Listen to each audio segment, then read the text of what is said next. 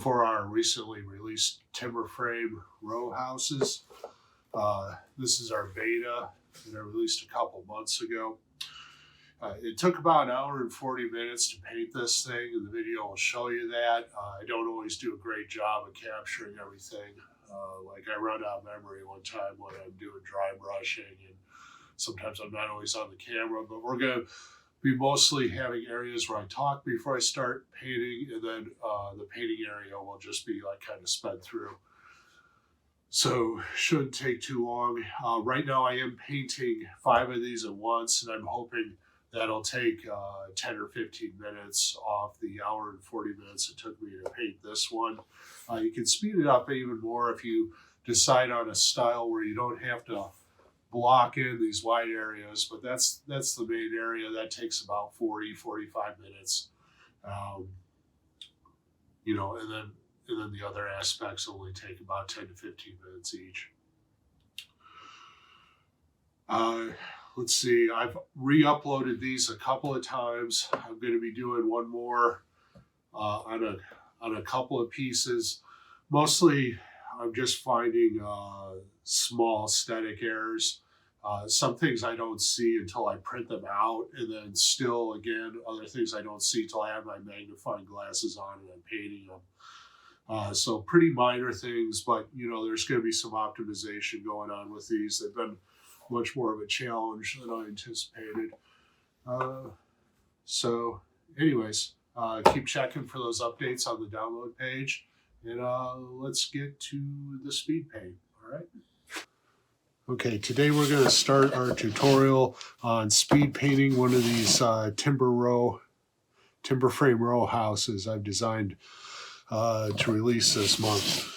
As I previously mentioned, painting timber frames is my least favorite subject, and I've tried to design something that's going to speed up that process. So we'll find out if I can put my money where my mouth is. This is the smallest structure. This is the narrow style row house. So all the other ones are larger. To make up for that, I did the full dilapidated roof, mid, and bottom options, which are going to have the most micro details. So I figure between those two things, that'll kind of give us an idea on what a rough average would be painting one of these things out, okay? All right. So today what we're going to do is we're just going to get our base mid-tone on our roof, and then we're going to paint all of these timbers, all right? Right now what I have is a black filament printed house with black primer on it. I decided not to do the zenithal priming because that would create white along all the tops of the timber ledges, and that will increase my painting time trying to compensate for that. All right, let's jump on it. All right, so I'm starting out here. I'm going to do the brush in the first mid-tone on the timbers today. I always keep a spray bottle of gel medium and water mixed together. That way I don't have to bring that out on the fly. I typically use a very pasty gel medium from Utrecht. Buy it by the gallon. Have a brown here I've been using. I'm just going to put some of this out for the timbers. It's actually, I kind of like that tone. Anytime I'm painting, there's already going to be some transparency mixed into it. I'm not trying to completely cover the base coat. All right, I want the coats to sort of work with it as I paint. And I'm going to do these and just get into the edges and stuff. I'm not worried at all about where this paint goes, okay?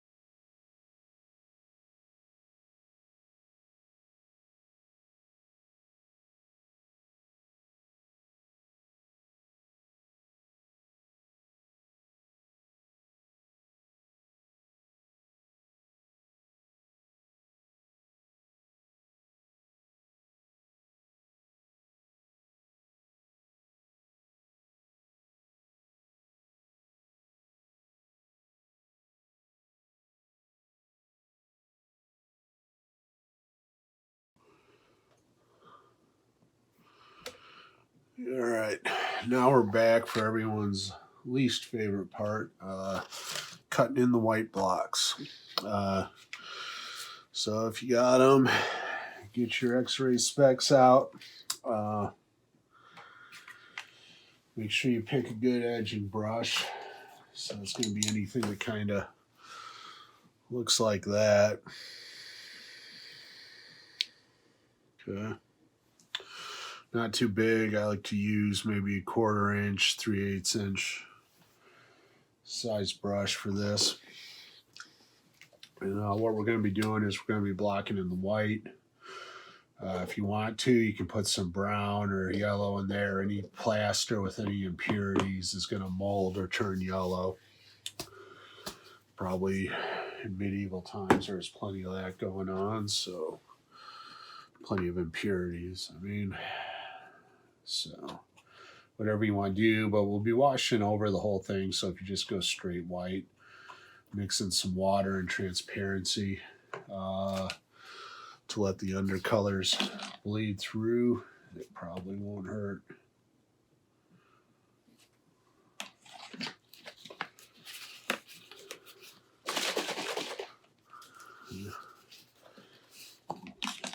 Keep it fun here, huh?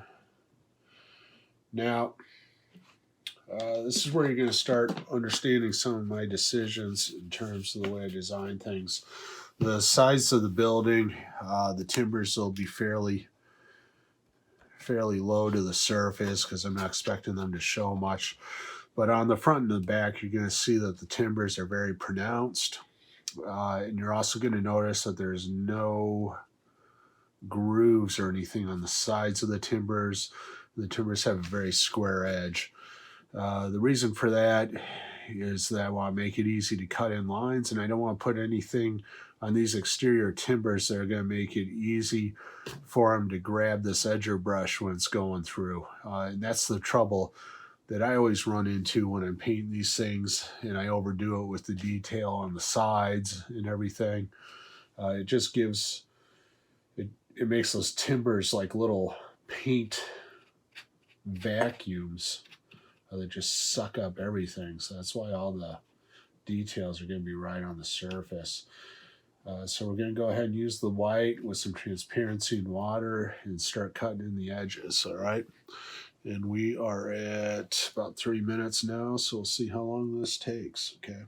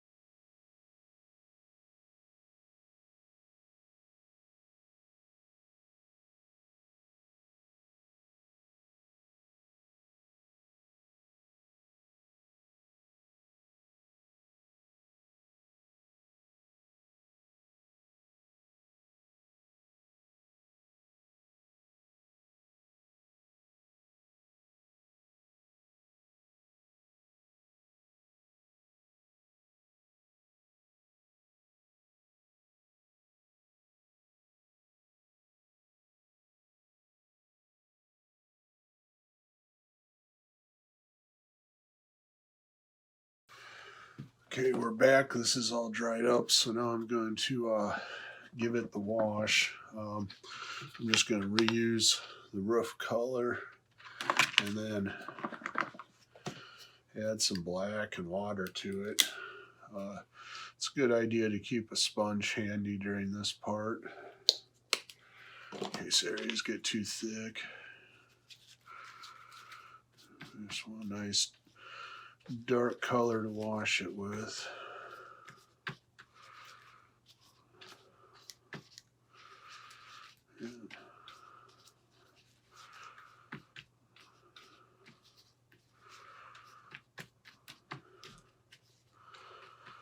That'll do it.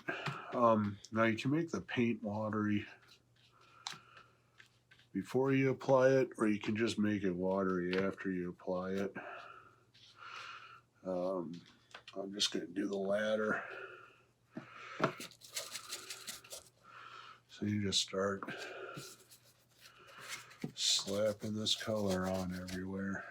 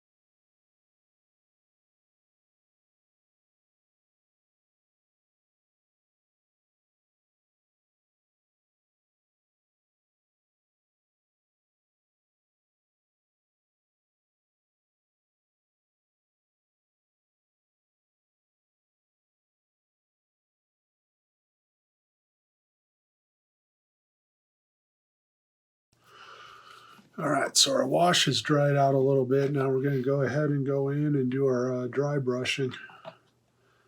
Okay, you don't want to do the dry brushing consistently everywhere. We're just hitting major areas. There might be a couple of little touch-ups. I might use some mini paint and apply a little bit of pigment variation to some of the wood lathe in between the main beams, just to differentiate it a little bit. But we'll see how it comes out. All right.